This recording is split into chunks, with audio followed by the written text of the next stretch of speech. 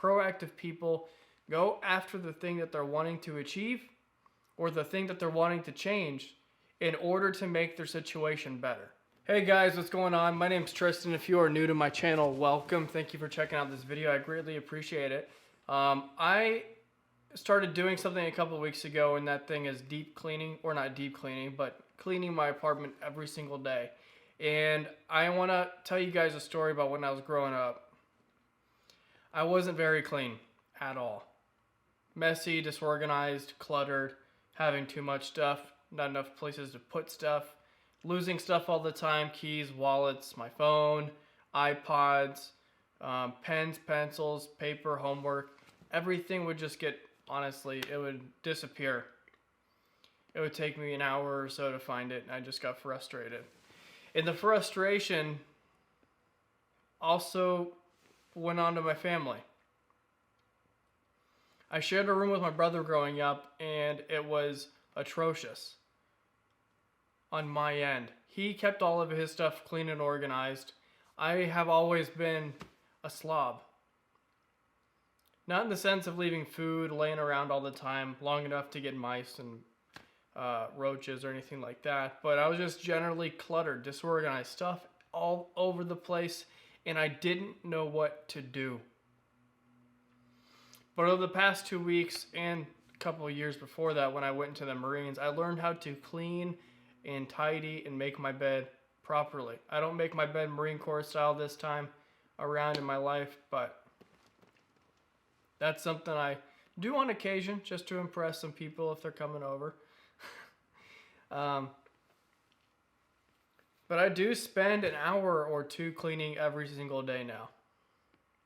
Picking up, tidying, organizing papers, doing little stuff that's a part of a bigger project to help move the process along. And I want to show you guys the old conditions that I used to live in. I lived with my grandmother at this time. We had a smallish apartment, and she moved from Texas with a lot of stuff.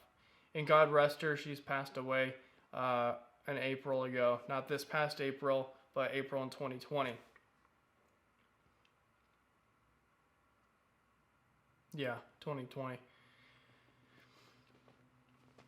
But she brought a lot of stuff. I was splitting at one point, bedroom with my brother, and he ended up moving in with my mom somewhere. I don't remember where they lived at the time. But I had the worst habits when it came to cleanliness. My office area was cluttered. I had stuff everywhere, and it was depressing. And that continued on throughout my enlistment in the Marine Corps and also after that. Now, I didn't get as bad as I was then because it takes a while to clean a room, and if I get that disorganized in the Marines, or if I did, I would have heard about it very quickly, if not from my roommates that I was living with. I had a few of them, but then from my platoon sergeant, which was Sergeant Pluff or Staff Sergeant Hoyle.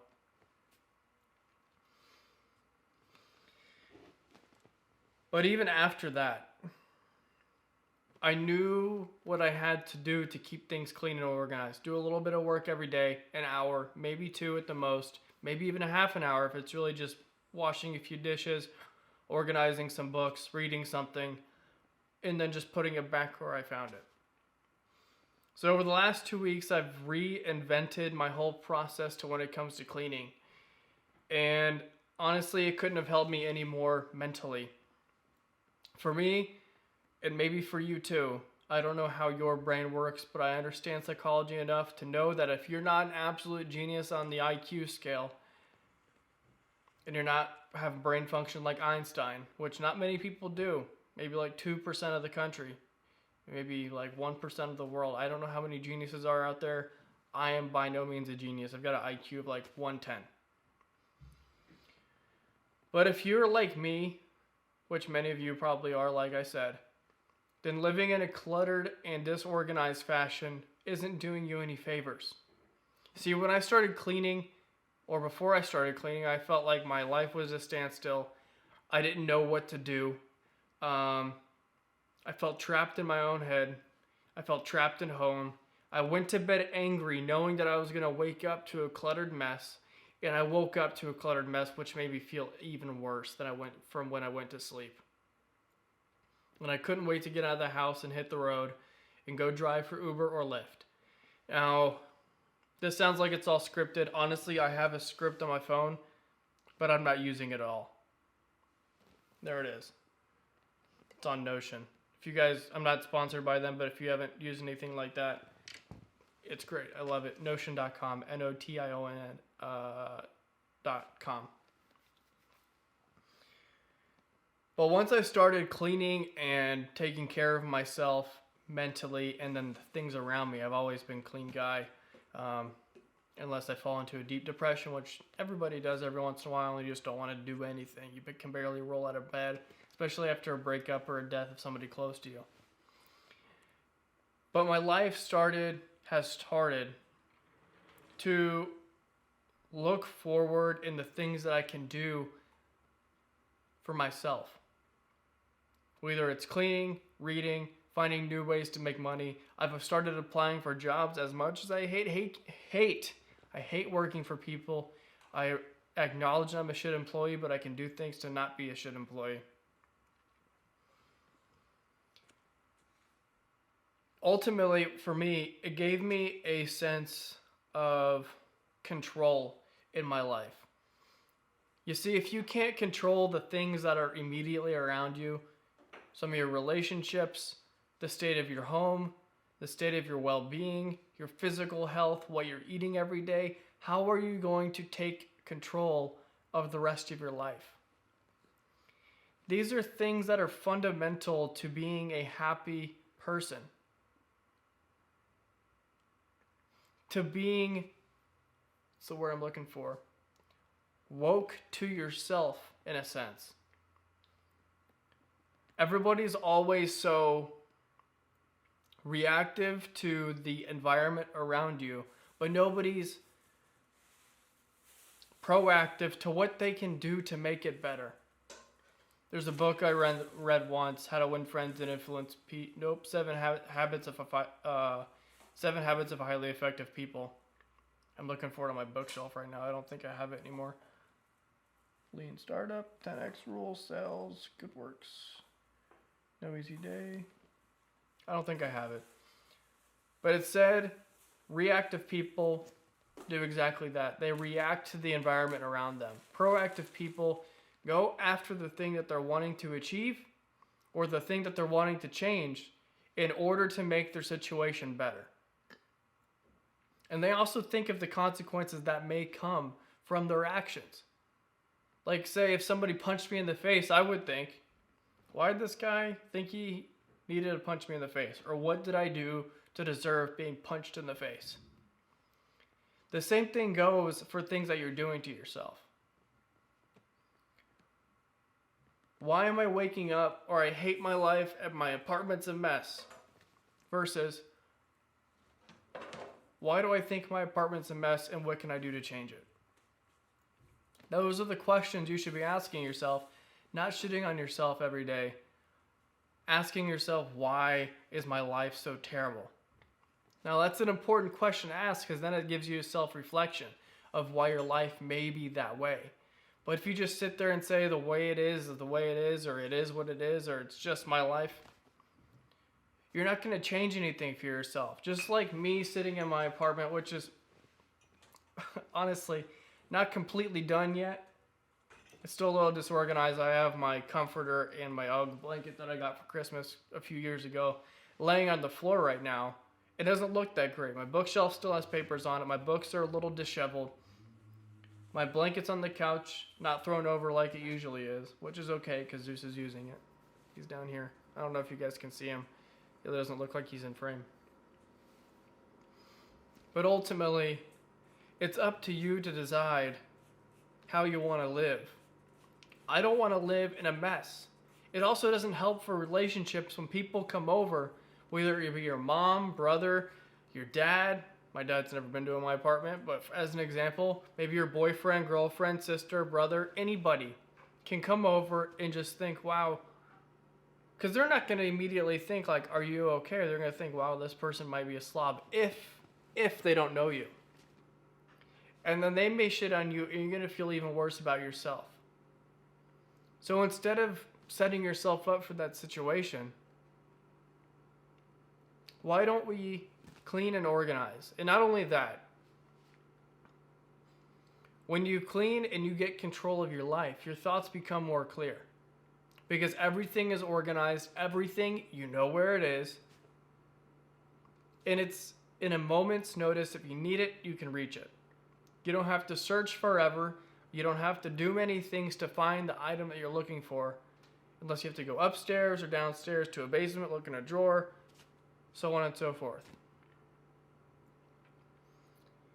But that's the one thing I really took away from this experiment over the last 2 weeks. I'm going to continue to do this. But I just wanted to say that if you're lacking any self-confidence right now, it may be because you don't have enough control in your life. And I'm not saying become OCD about control. I'm saying just try and gain some. Clean up a little bit. Organize your thoughts. I started journaling a week ago, and it's helped me tremendously. Getting my thoughts all out on paper gives me a way to organize them, or on video, just like this. Some things I record and I just keep it. I don't post it. And that's okay to do. You're allowed to have daily video journals. I might even start doing that even more heavily now and start using them on YouTube. Because then everybody can see what it may take to do something that you really want to achieve. Like for me, I want to make enough money to leave a significant impact in society. Now, whether that's 100,000, a million, or a billion, it doesn't matter. I also just want to leave an impact on society. But I can't do that, and you can't do that, no matter what the goal is, unless you're a genius and you're naturally disheveled and your mind works better that way. Otherwise, if you think like me and your brain works similarly than I do, and you get confused or angry or depressed or down or sad when things are not in your control, then that's something that you can change wholeheartedly. Honestly, it's doable. It's very doable. Millions of people do it every day.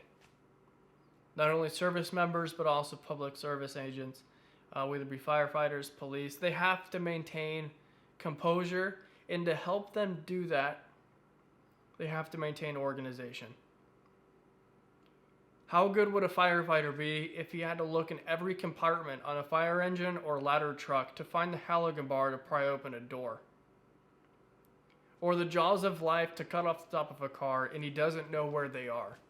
Now, maybe a probationary firefighter on his first week of training, and this is his first house fire or vehicle fire or major vehicle accident.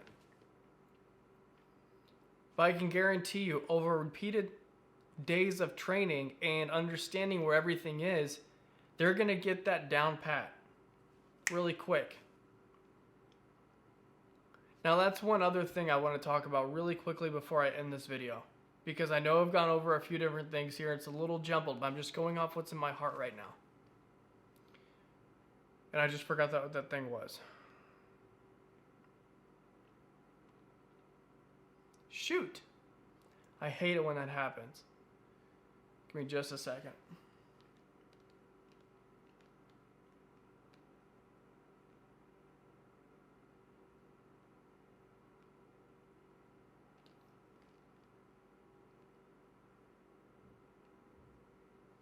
Yep, I can't remember what it was. I apologize. But I hope you guys got something out of this video. And if you guys would like more content like this, be sure to drop a sub, drop a like.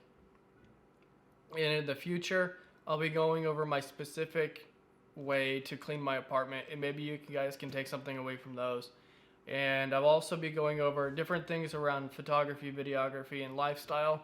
Consider this section of my life more about lifestyle and figuring out how I want to live to leave a better impact for not only community, but for my ultimate well-being. So you guys have a good night. Thank you for watching. I appreciate it. I hope you guys enjoyed this content. See ya.